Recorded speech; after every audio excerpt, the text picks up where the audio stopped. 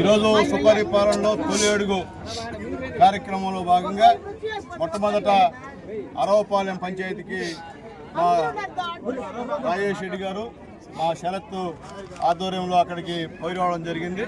అక్కడ రోడ్డు కూడా దాదాపు ఒక 10 లక్షలు విలువ చేసే సిమెంట్ రోడ్డు కూడా శంకుస్థాపన చేయడం జరిగింది.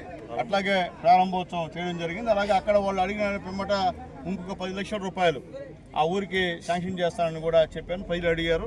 అట్లాగే అక్కడి నుంచి నేరుగా ఆరూరు రావడం జరిగింది. ఆరూరులో మా సర్పంచ్ గారి సహాయ సహకారాలతో 2 బోర్లు ఆమె శాంక్షన్ ఇచ్చింది. మనస్ఫూర్తి సర్పంచ్ గారికి ధన్యవాదాలు తెలియజేస్తున్నాను. అది కూడా నా చేత శంకుస్థాపన చేయించారు. అలాగే ఇక్కడ ఎస్టీ కాలనీలో సీసీ రోడ్డు ఆల్రెడీ వేసాము. దాన్ని కూడా ఈరోజు ప్రారంభోత్సవం చేశాం. అలాగే వస్తున్నటువంటి క్రమంలో చాలామంది మాకు రోడ్లు కావాలని అడిగారు. నేను సంబంధించిన అధికారులు కూడా ఆదేశాలు జారీ చేశాం. వాళ్ళని త్వరగా ఈ ఎస్టీ కాలనీలో కూడా దాదాపు 15-20 మందికి ఇల్లు లేవని చెప్పి మా శివారెడ్డి గారు, మా ఎంపీటీసీ గారు, మా గిరి గారు, అలాగే మా రవి, అలాగే మా సర్పంచ్ గారు, వీళ్ళందరూ కూడా మా పార్టీ ప్రెసిడెంట్ పుత్రాజ అందరూ కూడా రిక్వెస్ట్ చేయడం జరిగింది. కాబట్టి అక్కడ 20 ఏళ్ళు అయినా 30 ఏళ్ళు అయినా శాంక్షన్ చేస్తామని చెప్పి కూడా తెలియజేస్తున్నాం. ఎవరికైతే ఎస్టీలకు ఇల్లు లేవో ప్రతి ఒక్కరు కూడా శాంక్షన్ చేస్తామని చెప్పి తెలియజేస్తున్నాం. ఈరోజు ఈ యొక్క రాష్ట్రంలో ప్రధానమంత్రి మోడీ గారి సహాయ సహకారాలతో మన నాయకుడు జనం మెచ్చినటువంటి ముఖ్యమంత్రి నారా చంద్రబాబు నాయుడు గారి తోడ్పాటుతో ధైర్యవంతుడు, నిజాయితీపరుడు పవన్ కళ్యాణ్ గారి సహాయ సహకారాలతో యువ నాయకుడు, రాబోయే రోజుల్లో మన నాయకుడు నారా లోకేష్ బాబు గారి సహాయ సహకారాలతో ఈ రాష్ట్రం ఎంతో అభివృద్ధి చెందుతుందని చెప్పి నేను తెలియజేస్తున్నాను. అలాగే వైఎస్ఆర్సీపీ నాయకులు మీటింగులు పెడుతున్నారు. మీటింగులు పెట్టి ఏమీ చేయట్లేదంట. అంటే ఎన్డీఏ గవర్నమెంట్ చెప్పిన బూటకం అంట, ఏం చేయట్లేదంట. నేను చెప్తున్నా వైఎస్ఆర్సీపీ నాయకులారా, మీరు జనాలు తిరిగితే మీకు అర్థమవుతుంది. మీటింగులు పెట్టుకుంటే మీకేం అర్థం కాదు. రాండి, నాతో రాండి, పోదాం రండి. ఎవరు వచ్చేవాడు ఎంతమందికి తల్లికి వందనం పడిందో నేను చూపిస్తా. ఎంతమంది పెద్దవాళ్ళకి, అవ్వలకి, తాతలకి 1000 రూపాయలు పెరిగిందో నేను చూపిస్తా. ఎంతమందికి 3000 నుంచి పెన్షన్ 6000 అయిందో నేను చూపిస్తా. ఎంతమందికి టోటల్ బెడ్ రెస్ట్ వాళ్ళకి 15,000 రూపాయలు ఈ యొక్క ఎన్డీఏ గవర్నమెంట్ ఇచ్చిందో నేను చూపిస్తా. నాతో రమ్మని చెప్పి అడుగుతున్నా. ఎంతమందికి గ్యాస్ కనెక్షన్, 3 సిలిండర్లు ఇప్పటికే 1-2 సిలిండర్ ఫ్రీ డబ్బులు కూడా పడిన విషయాన్ని కూడా ప్రతి ఒక్కరు చెప్తున్నారు.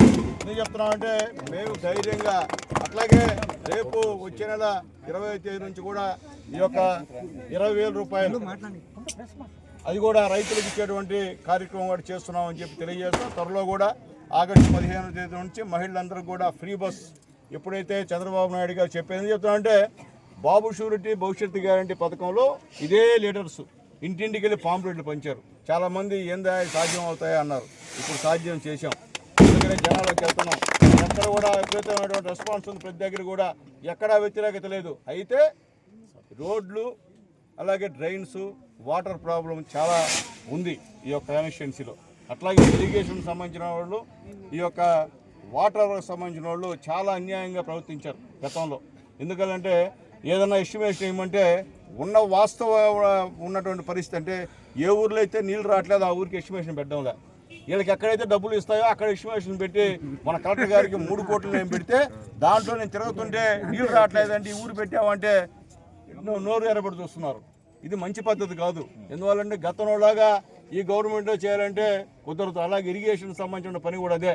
ఉన్నటువంటి ఆయకట్టుకి ఉపయోగపడే డబ్బులు పెట్టండి అంటే అవసరం వాళ్ళు పెట్టడంలే, అనవసరం వాళ్ళు పెట్టి ఈరోజు వాళ్ళు వర్కులు చేసుకోవడానికి ఈరోజు ఉపయోగపడుతుందని చెప్పి నేను తెలియదు. ఎందుకంటే మేము అధికార పార్టీ అయినా చెప్తున్నా, అధికారులకి మరొక్కసారి సున్నితంగా తెలియజేస్తున్నా, ఇది మంచి పద్ధతి కాదు. గత పాలకుల్లాగా మీ ఇష్ట ప్రకారంగా తింటే మేమైతే ఒప్పుకునే సమస్య లేదు, అంతకంతకు రికవరీ చేస్తా అని చెప్పి కూడా అధికారులకి మరొకసారి నేను హెచ్చరిక తెలియజేస్తున్నా. పద్ధతి కాదు, మంచి పద్ధతి కాదు. ప్రజలు నీళ్ళ కోసం అల్లాడిపోతున్నారు గ్రామాల్లో.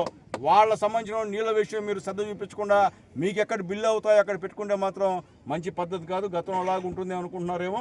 సమస్య ఎవరిని వదిలేదులే, మా నాయకుడు ఒకవేళ మీకు సపోర్ట్ చేసినా వదిలే సమస్యలే మీరు అనుకుంటారేమో. ఎమ్మెల్యే గారు ఏమి ఉందండి, లోకల్ లీడర్లు మాకు సపోర్ట్ ఉన్నారు. లోకల్ లీడర్ ఉన్నా నేనైతే వదిలే సమస్య లేదు. పేదోడికి ఎక్కడ అవసరం అక్కడ పెట్టండి. ఆ ప్రపోజల్ బంగారు లాంటి కలెక్టర్ ఉన్నాడు మనకి. ఎక్కడ ఏం చెప్పినా చేసేడు కలెక్టర్ గారు ఉన్నారు. కలెక్టర్ గారు ఇస్తామన్నప్పుడు వాస్తవంగా ఏ ఊర్లో వాటర్ ప్రాబ్లం ఆ ఊర్లో పెట్టండి.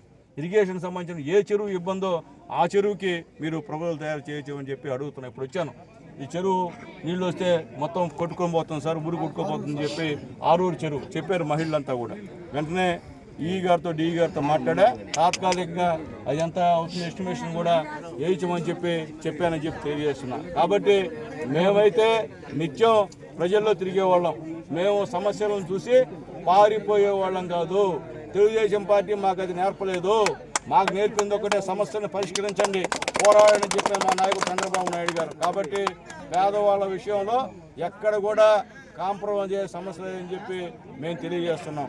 ఏ ఇంటికి వెళ్ళినా మా ఇంట్లో 3 పిల్లకాయలు సార్, మా ఇంట్లో 4 పిల్లకాయలు సార్, చంద్రబాబు నాయుడు గారు మాకు సహాయం చేశారు సార్, మాకు ఈరోజు అందరికి కూడా వచ్చింది సార్ అని చెప్పి ధైర్యంగా సంతోషంగా చెప్తున్నారు. కాబట్టి వైఎస్ఆర్సీపీ చేసేటువంటి తప్పుడు మాటలను వినొద్దని చెప్పి తెలియజేస్తున్నాం. అంటే మనం లబ్ధి పొందింది తల్లులు, ఈరోజు తల్లులకు అందరూ ఏం అబద్ధం మాటలు చెప్తున్నారు. కాబట్టి డబ్బులు మీ చేతికే వచ్చాయి, మీ అకౌంట్లో పడ్డాయి, అంతేకాని వేరే అకౌంట్లో పల్లా.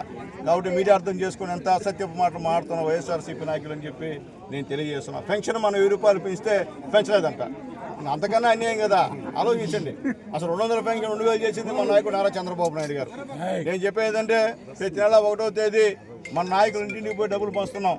నాయకులు కూడా రిక్వెస్ట్ చేస్తున్నా, మనం చెప్పకూడిపోయినా పోయినసారి ఎన్ని పనులు చేసినా మనం చెప్పేది చేతకాక ఓడిపోయినాం. ఈసారి కుదరదు. అది ఖచ్చితంగా మనం ఏం చేసామో మీరు నాయకులు ఖచ్చితంగా ఇంటింటికి వెళ్ళి చెప్పాల్సిన బాధ్యత మీ అందరి మీద ఉందని చెప్పి నేను తెలియజేస్తున్నాను. అట్లాగే కార్యకర్తల గురించి చెప్తున్నానయ్యా, పార్టీకి చేసినటువంటి పాత కార్యకర్తలు వదిలే సమస్య లేదు, కొత్తగా వచ్చిన వాళ్ళు ఎంకరేజ్ చేసే సమస్య లేదు.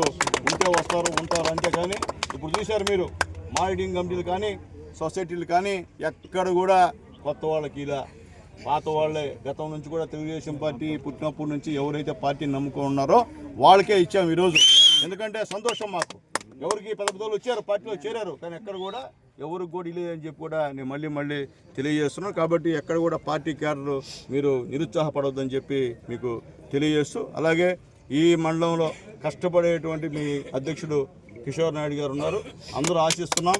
ఆయనకు కూడా త్వరలో ఒక మంచి పదవిని ముఖ్యమంత్రి గారు అలాగే మన లోకేష్ బాబు గారు ఖచ్చితంగా ఇస్తారన్న నమ్మకం ఉంది. ఎందుకంటే ఈరోజు కూడా అన్ని కార్యక్రమాలు బ్రహ్మాండంగా అందరు సహాయ సహకారాలతో కూడా మా కిషోర్ నాయుడు ఆధ్వర్యంలో జరిగాయి. నిన్న కూడా పెద్దలు ఆరోగ్యం బాగాలేకపోయినా మన శివకోటన్న ఈరోజు వచ్చాడు మాకు ఎలక్షన్ అబ్జర్వర్ ఆయన. ఎందువల్లంటే మన ఎలక్షన్లో నా ఎలక్షన్లో వచ్చి కోట, వాకాడు, చిల్లకూరు, చిట్టమూరు మండలాల్లో అందరినీ కూడా ఏకం చేసి ఆ రోజు నా గెలుపుకి మొత్తం సహకరించినటువంటి మా శివకోటానికి మనస్ఫూర్తిగా ధన్యవాదాలు తెలియజేస్తూ, కాబట్టి నాయకులు మనం చేసింది చెప్పండి, అబద్ధాలు చెప్పాల్సిన అవసరం ప్రజలకి.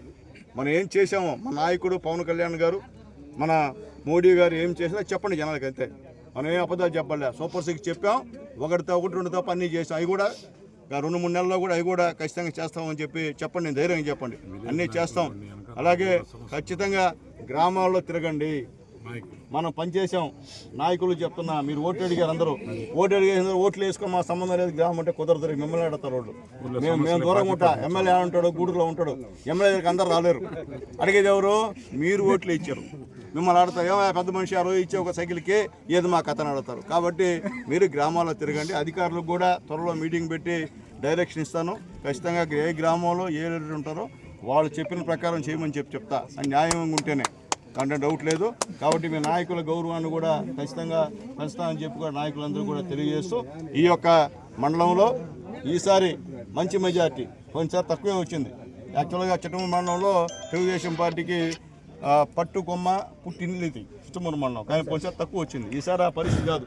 స్థానిక సంస్థ ఎలక్షన్లో సర్పంచ్ దగ్గర నుంచి ఎంపీటీసీ, జెడ్పీటీసీ అన్నీ కూడా ఈ చిట్టమూరు మండలంలో 1 వే ట్రాఫిక్ నడవాలని చెప్పి కూడా నాయకులకి, ముఖ్యంగా పార్టీ అధ్యక్షుడికి అందరూ కూడా నేను తెలియజేస్తున్నా. కాబట్టి ఈ కార్యక్రమం ఇంత బ్రహ్మాండంగా చేసినందుకు ప్రతి గ్రామంలో ఉన్నటువంటి మా పార్టీ నాయకులందరూ కూడా పేరున ధన్యవాదాలు తెలియజేస్తూ, ఎలక్ట్రానిక్ మీడియాకి, ప్రెస్ వారికి కూడా మనస్ఫూర్తిగా ధన్యవాదాలు చేస్తూ సెలవు తీసుకుంటున్నాను.